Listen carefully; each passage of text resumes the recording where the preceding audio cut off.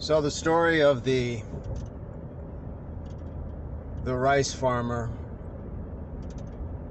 goes that there was a man who owned a rice field in a pretty impoverished village, and his field wasn't large, but he worked hard, and he had a few villagers, actually more than a few, that worked under him.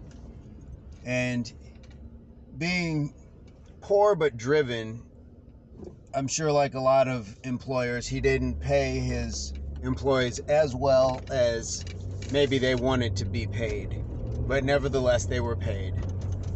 And he worked them extremely hard and almost unapologetically.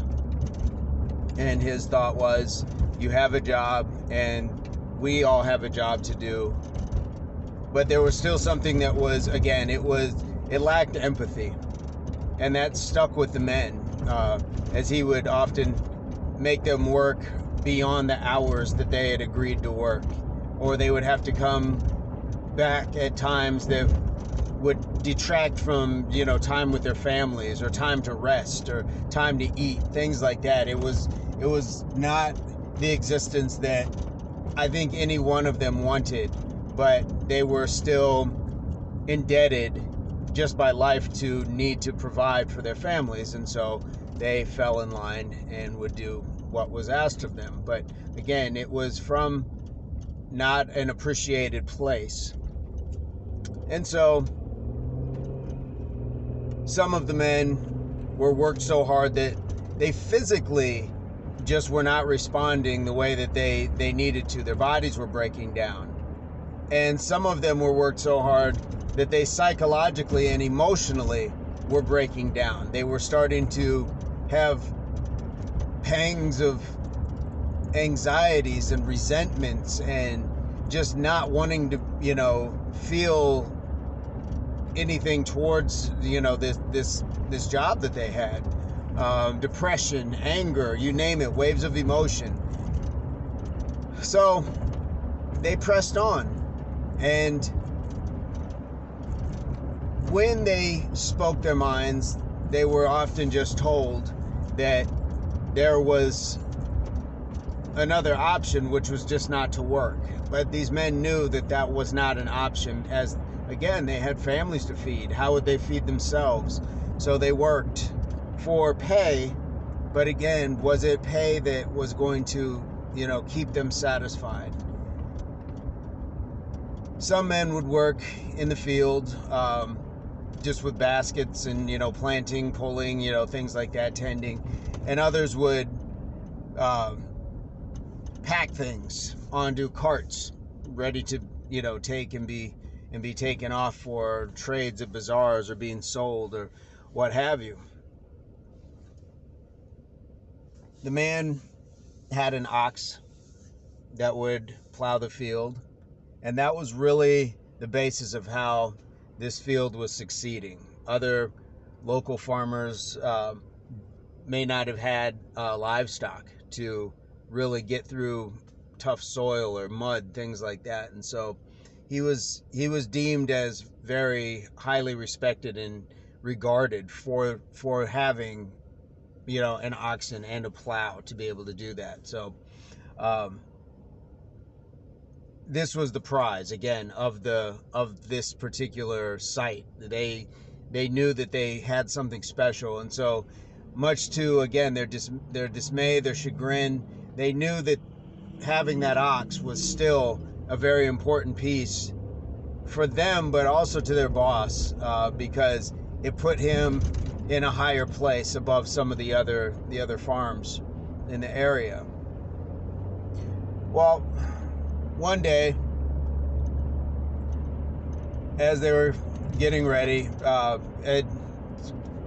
it's a day of storming, a day of rain, and in this area, you would have mud and water, gather up rather quickly.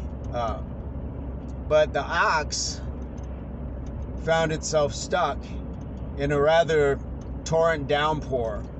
And where they were at had a landscape of water that would run down, and so it was kind of a natural irrigation system, but the ox was stuck, and so the farmer was really diligently trying to get this ox, set free.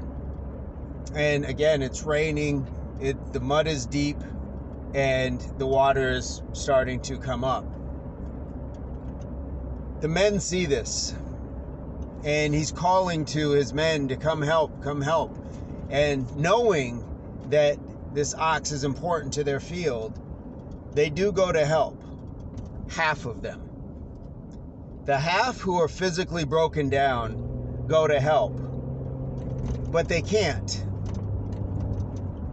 because they're physically broken down. They have no strength in which to help, and therefore are pretty much rendered, I don't want to say useless, but they aren't able to do anything more. The other half are broken men from the neck up, psychologically, depressed, again, angry, resentful. And so many of them sit by and watch this happen, knowing that it's going to affect them directly as well, because if that oxen perishes or they're not able to free it, then it does affect how their farm works, how their plants grow, how their overall operation succeeds. But they don't care, because unfortunately, when you get to a certain point, it's more of a self-preservation, and that's what these men were feeling.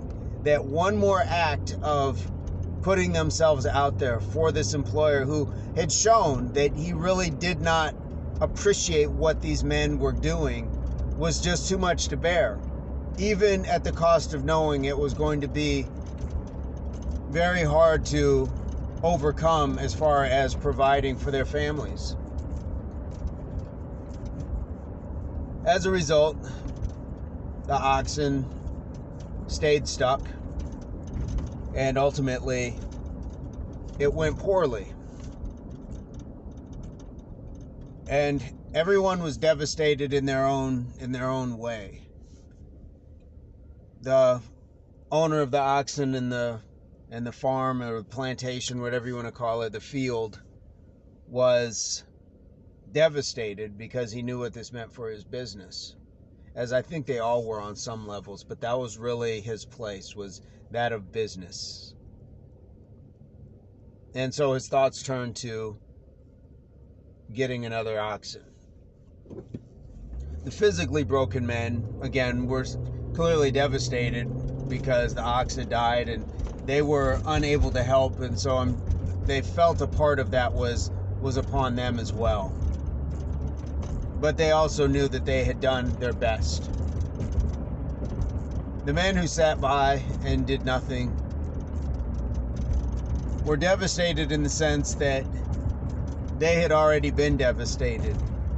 Their thought pattern, their beliefs, everything that was their core values had been shattered just in this unappreciative environment and harsh environment. And so while they were upset, thinking that where will we get our food, things like that, there was almost a pleasure or a happiness, a relief, knowing that they would no longer be under this man's oppressive state, even though they knew it meant not being paid.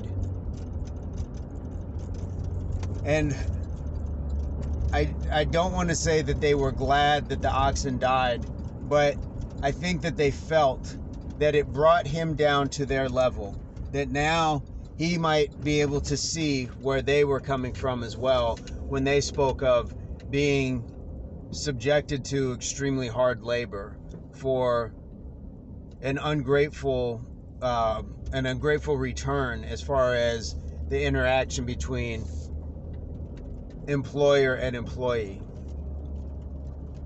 So they went their separate ways, but it goes to show that in any circumstance you do have multiple angles that things can be looked at, and we often don't put ourselves in each other's shoes.